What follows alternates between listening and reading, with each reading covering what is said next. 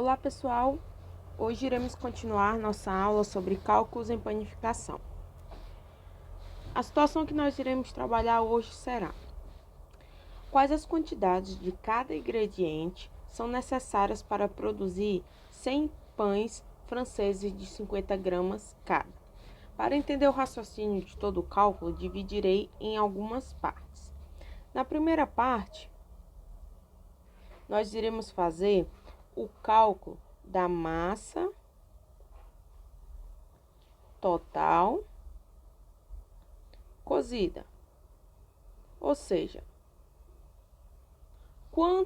qual a massa, se ela fosse uma única peça, uma única bola de massa, fosse um único pão gigante, e não unidades pequenas, qual o peso que teria essa massa? Nós temos, no caso, 100 unidades de pães de 50 gramas cada, o que daria 5.000 gramas. Então, nós temos, dizer que nós temos 100 unidades de 50 gramas, é a mesma coisa dizer que o total nós temos 5.000 gramas ou 5 quilos de pães cozidos, ok? A segunda etapa seria o cálculo da massa total crua. Vamos lembrar o seguinte: a massa, quando ela está cozida, crua, ela vai passar pelo forno e vai ter uma perda de peso. Essa perda de peso pode ser de 30%, por exemplo, se for pão francês, e os outros pães de 15 a 20%, dependendo do tipo do pão, o tipo do forno, dos equipamentos que são utilizados, tá? Mas, no caso do pão francês, é média de 30%. Então, em cada situação que você for calcular, sempre vai ter que ter o percentual de perda para facilitar o seu cálculo. Então, se, por exemplo, eu tenho 100%, que é a minha massa crua, e ele perdeu 30% no cozimento, então no final ele não vai ter mais 100% da massa, ele só vai ter 70% desse peso. Se eu tinha 1 quilo, ou seja, 1.000 gramas crua, ela vai virar, neste caso com a perda de 30%, vai virar 700 gramas cozida, em média, ok? Porém, nós iremos fazer o cálculo contrário, tá? Nós estamos vindo da massa cozida para a massa crua. Então, nós iremos usar os mesmos valores, porém, na regra de 3, ela será o contrário. Vamos ver como isso ocorre. Segunda etapa, massa total crua. Nós temos, então, as nossas 5.000 gramas de massa cozida,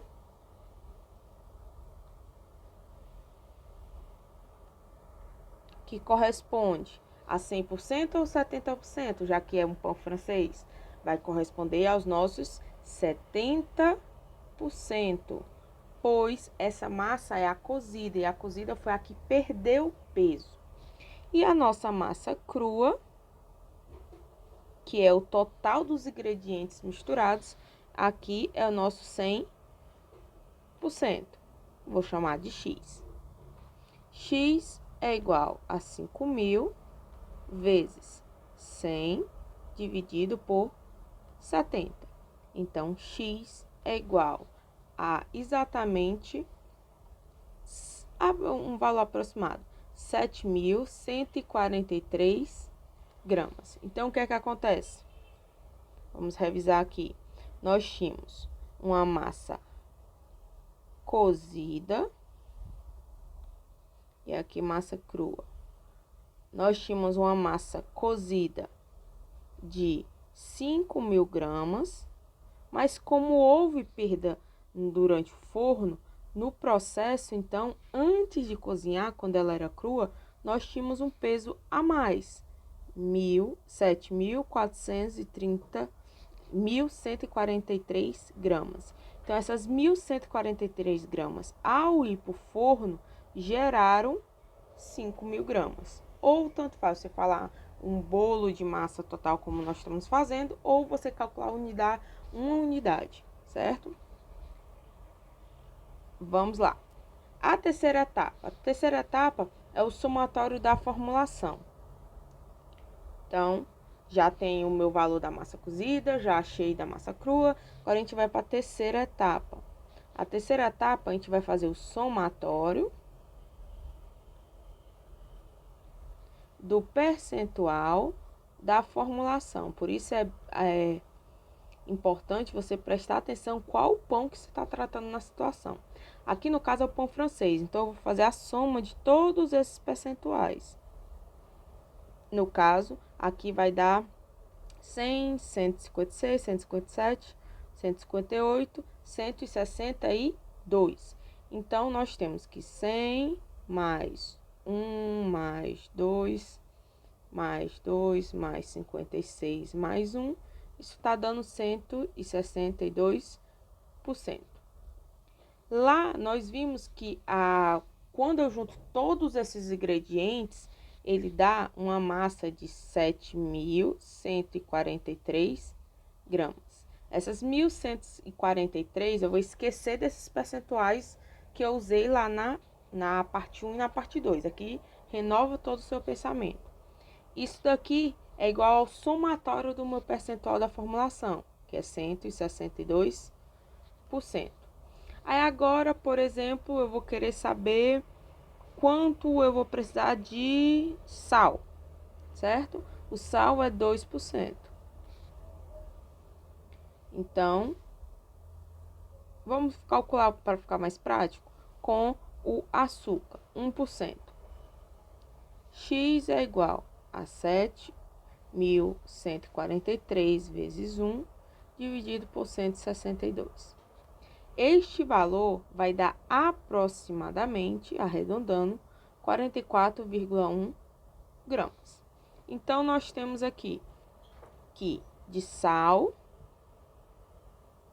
nós teremos 44,1 gramas. Então, também melhorador, que também é 1%, nós teremos também 44,1 gramas. Já se for fermento biológico, seco, instantâneo, nós temos 2%, então é o dobro desse valor. Então, seria 88,2 gramas. Quem também é 2% é o sal. Desculpe, aqui é açúcar, tá? O sal, que o sal também é 2%. Então, é 88,2 gramas. Então, eu posso fazer isso para todos os outros. Vamos calcular, por exemplo, o valor da água. O valor da água seria... Você pode calcular a água, a quantidade de água, de duas formas, assim como todos esses ingredientes separados.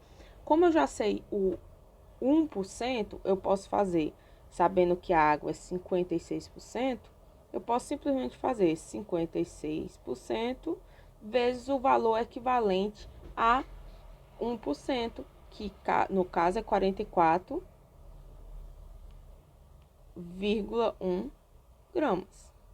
Esse valor dá exatamente 2.469,6 gramas. Ou eu posso fazer pelo método tradicional, ou 7.143 gramas, tá? Para 162%, assim como 56% da água está para X. X igual a 7.143 vezes 56, dividido por 162, que esse valor dá aproximadamente 2.469,2 gramas. A professora não tá dando diferente aqui, ó, mas é devido aos arredondamentos que foram feitos lá no 44.1, que ele não dá exatamente 44.1, dá 44.0 alguma coisa. Mas, ó, a diferença é só de 0,4 gramas, ok? Para calcular a farinha, por exemplo, vamos para a farinha.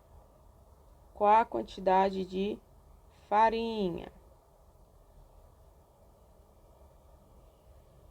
Quantidade de farinha. Farinha nosso é 100%. Então, ou eu posso fazer 100 vezes o valor equivalente a 1%, que nós vimos que era 44,1 gramas, que isso daria 4.410 gramas, ou eu posso fazer a regra de 3 direto. 7.143 gramas está para 162%, assim como o meu percentual de farinha está para X. X igual a 7.143 vezes 100, dividido por 162. X vai dar 4.408,8 gramas. Ou seja, a diferença do nosso cálculo aqui foi basicamente arredondando de 1 grama, ok? Então, essas diferençazinhas que nós encontramos são nos módulos de cálculo são devido aos arredondamentos feitos em cálculos da primeira e da segunda etapa. Em resumo, as etapas nós iremos fazer o quê? Primeiro, nessa situação, primeiro caso, cálculo, massa crua, não, massa cozida total. Depois, você vai fazer o cálculo da massa crua total. O que é que isso quer dizer? Total é como se nós juntássemos todas as unidades, se é 100, 200, 300, como se fosse um único pão, para facilitar seu cálculo. Aqui, nessa etapa, a gente vai considerar aquele cálculo da perda, 10, 20, 30%. No terceiro, nós vamos fazer os cálculos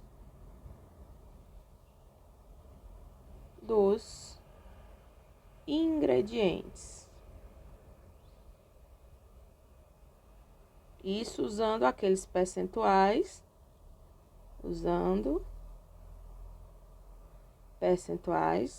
da tabela. Ok? Façam os exercícios e até a próxima aula. Envie suas dúvidas. Tchau!